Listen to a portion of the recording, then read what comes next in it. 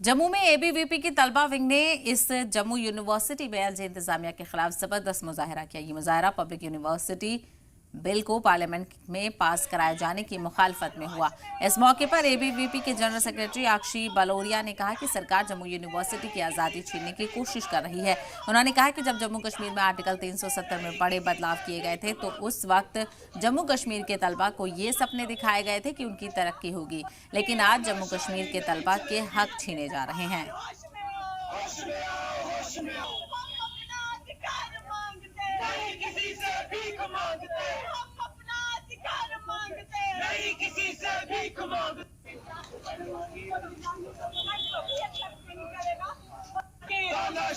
नहीं चलेगी। अखिल भारतीय विद्यार्थी परिषद आज जो है एलजी सरकार के खिलाफ विरोध प्रदर्शन के लिए उतरी है, क्योंकि एलजी सरकार जो है वो पब्लिक यूनिवर्सिटी बिल को पास करने के लिए जो है वो पार्लियामेंट में लेकर जा रही है।